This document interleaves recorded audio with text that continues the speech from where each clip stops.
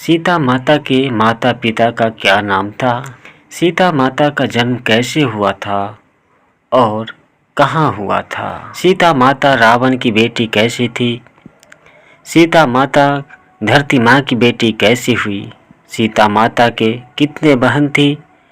सीता माता ने क्यों फल्गु नदी, गाय, तुलसी, बट वृक्ष आदि को श्राप दी थी? और क्यों एक तोता ने माता सीता को श्राप दिया था, जिसके वजह से सीता माता को अपने पति से अलग होना पड़ा?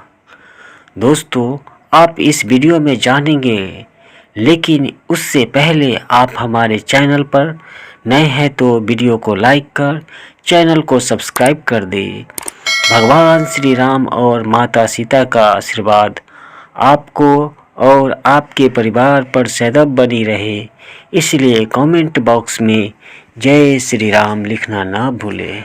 दोस्तों, सीता माता की कहानी हमारे इतिहास में शामिल अद्भुत और गौरवशाली कहानियों में से एक है। प्रभु श्री राम के जीवन संगिनी बनकर माता सीता ने ऐसे अनेकों उदाहरण प्रस्तुत दिए हैं, जिनसे हर मनुष्य मर्यादित आचरण की प्रेरणा ले सकता है। तो आइए सीता माता की कहानी जानते हैं। दोस्तों, सीता माता मिथिला नरेश राजा जनक की पुत्री थी। उन्होंने गोद लिया था। कभी कभी ऐसा भी सुनने को मिलता है कि सीता जी रावण की बेटी थी। हालांकि वाल्मीकि रामायण के हिसाब से मिथिला के क्षेत्र में भयंकर सूखा पड़ गया था। तभी मिथिला नरेश को एक ऋषि ने यज्ञ करने और उसके पश्चात धरती को जोतने का सुझाव दिया। जब राजा जनक ऐसा कर रहे थे, तब उन्हें खुदी हुई धरती में एक सोने का संदूक में एक सुंदर बच्ची मिली। चूँकि राजा जनक की उस वक्त कोई संतान नहीं थी, तो उन्होंने उस बच्ची को अपनी पुत्री मानकर अपना लिया। इसी कन्या का नाम सीता हुआ। सीता माता को धरती का भी पुत्री कहा जाता है, क्योंकि उन्होंने एक बक्से में बंद धरती से हल जोतने के बाद मिली थी। सीता माता का जन्म स्थान जनकपुर है। जनकपुर को रामायण काल में मिथिला के रूप में जाना जाता था। आज जनकपुर नेपाल के धनुष जिले में कुछ दूरी पर स्थित है। यहाँ पर माता सीता का एक भव्य मंदिर भी है। ये मंदिर भारतीय सीमा से बस 22 किलोमीटर की दूरी पर है। सीता माता की बहन भी उनकी तरह ही दिव्य थी। वाल्मीकि रामायण में बताया गया है कि उर्मिला सीता माता की छोटी बहन थी। इनका विवाह लक्ष्मण जी के साथ हुआ था। उर्मिला के अलावा सीता जी का 2 और बहनें भी थी। इनका नाम मांडवी और श्रुतिकीर्ति थी। ये दोनों जनक जी के छोटे भाई कुशध्वज की पुत्री थी। दोस्तों, मांडवी का विवाह भरत जी के साथ हुआ था, जबकि श्रुतिकीर्ति के साथ शत्रुघ्न जी के साथ हुआ था। अब सीता माता का जन्म कैसे हुआ, ये प्रश्न आपके मन में आता होगा। तो दरअसल सीता माता का जन्म को लेकर कई कथाएं सुनने को मिलती है। पहली कथा है जो कि हमने आपको बताया वाल्मीकि रामायण से मिलती है। जब राजा जनक को खेत में हल चलाते समय एक सुंदर कन्या भूमि में मिली थी। राजा जनक ने इस कन्या को अपना संतान मानकर इसका लालन पालन किया और यही कन्या सीता, जानकी, वैदेही जैसे नामों से प्रसिद्ध हुई। दूसरी पौराणिक कथाओं के अनुसार सीता जी को रावण और मंदोदरी की पुत्री भी बताया गया है। माना जाता है कि सीता जी वेदवती नामक स्त्री की पुनर्जन्म थी। वेदवती ने रावण से अपने को बचाने के लिए स्वयं को भस्म कर लिया था। साथ ही उसे यह श्राप दिया कि वो रावण की बेटी बनकर आएगी और उसका विनाश करेगी। आगे चलकर रावण की पत्नी मंदोदरी को पुत्री हुई, तो इस श्राप के चलते उसने पुत्री को समुद्र में फेंक दिया। समुद्र की देवी वरुणी ने पृथ्वी माता को कन्या सौंप दी, जो आगे चलकर राजा जनक और देवी सुनैना की पुत्री सीता कहलाई। सीता माता का श्राप वाल्मीकि रामायण में महाराज दशरथ जी के पिंडदान से जुड़ा है। बात तब की है जब दशरथ जी का श्राद्ध करने के लिए पितृपक्ष के समय गया गए थे। श्राद्ध कर्म के लिए सामान जुटाने के लिए श्री राम और लक्ष्मण नगर की ओर गए, पर दोपहर तक नहीं लौटे थे। तब सीता जी ने श्राद्ध की विधि को पूर्ण किया। वहां मौजूद फल्गु नदी, वट वृक्ष, गाय, टर्की के फूल को और तुलसी माता को साक्षी मानकर उन्होंने पिंडदान किया।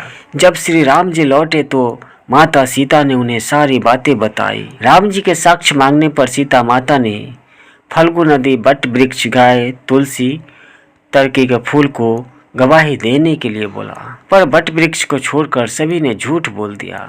बाद में दशरथ जी ने स्वयं उपस्थित होकर सीता जी के पक्ष में बात कही। इसके बाद सीता माता ने फल्गु नदी, गाय, तुलसी सबको श्राप दे दिया। झूठ बोलने पर और सच बोलने पर वही वट वृक्ष को आशीर्वाद दी और वट वृक्ष की पूजा हो गई और वट वृक्ष पूजनीय हो गए। अब बात यह है कि सीता माता धरती में क्यों समाई थी। माता सीता को श्री राम के दरबार में अपनी शुद्धता की शपथ लेने के लिए बुलाया गया था। माता सीता अयोध्या की प्रजा से दुखी हो चुकी थी, जिस प्रजा के लिए उन्होंने सब कुछ छोड़ा। एक बार फिर से वही प्रजा उनकी शुद्धता का प्रमाण मांग रही थी, पर इस बार माता सीता ने कठोर निर्णय लिया। उन्होंने प्रजा के मन में उठने वाले संशय को हमेशा के लिए खत्म करने की ठानी। जब वो दरबार में पहुंची तो उन्होंने पृथ्वी देवी से प्रार्थना की कि अगर मैंने मन, क्रम और वचन से केवल भगवान श्री राम को ही पूजा की है तो उन्हें अपनी गोद में अपना स्थान दे। माँ सीता की करुणा प्रार्थना सुनकर पृथ्वी देवी ने उन्हें अपनी गोद में स्थान दे दिया। भरे दरबार में धरती फटी और माता सीता उसमें समा गई। लेकिन दोस्तों, कहा जाता है कि सीता माता को इन सब दुखों के कारण एक तोता का श्राप बताया जाता है। आखिर क्यों दिया था सीता माता को श्राप तोता ने, तो आइए जानते हैं। पौराणिक कथा के अनुसार सीता माता बाल्यावस्था में एक बार अपनी बहन के साथ खेल रही थी। खेलते खेलते वह बगीचे में एक पेड़ के पास पहुंच गई। वहां एक तोता और एक तोती जोड़ा बैठा था। वह जोड़ा श्री राम और माता सीता के बारे में बातें कर रहा था। अपनी नाम सुन माता सीता चौंक उठी। उन्होंने तोते से पूछे कि उन्हें उनका नाम कैसे पता है। तब तोते ने उन्हें बताया कि वो और उसकी पत्नी महर्षि वाल्मीकि के आश्रम में रहते हैं। वहीं उन्होंने माता सीता और श्री राम की संपूर्ण कथा सुनी है और तोता और तोते की जोड़ी का वह कथा पूरी तरह याद भी हो चुकी है। जब माता सीता ने अपना नाम बताते हुए पूछ तोता से तोता तोती की जोड़ी से अपना भविष्य जानना चाहिए, तब उन्होंने माता सीता को बताने से मना कर दिया। इस बात पर सीता माता ने तोता तोती को जोड़ी को पकड़ना चाहिए, लेकिन तोता उड़ गया और तोती माता सीता के हाथों में आ गई। तब तोते ने अपनी मजबूरी को माता सीता को बताया और तोती को छोड़ने का आग्रह किया। बाल्यावस्था में होने के कारण माता सीता ने तोती को अपने पास रखने की इच्छा जताई और तोती को छोड़ने से मना कर दिया। तब तोती ने श्राप, जिस प्रकार आपने मुझे मेरे पति से दूर किया है, उस प्रकार आप अपने पति से दूर हो जाएगी। साथ ही जिस प्रकार मुझे गर्भावस्था में अपने पति का वियोग सहना पड़ रहा है, उसी प्रकार आप भी गर्भावस्था में अपने पति द्वारा त्याग दी जाएगी। इसके बाद तोता तोती ने अपने प्राण त्याग दिए। अब माना जाता है कि अगले जन्म में वही तोता धोबी बना था और वही धोबी था जिसने माता सीता के चरित्र पर उंगली उठाया था और श्री राम को धर्म के कारण माता सीता को त्यागना पड़ा था। तो मित्रों, आशा करता हूँ आपके सभी प्रश्नों के उत्तर मिल गए होंगे। अगर नहीं तो हमें कमेंट करके ज़रूर बताएं कि कोई अन्य कहानी क्या है। वीडियो अंत तक देखने के लिए धन्यवाद।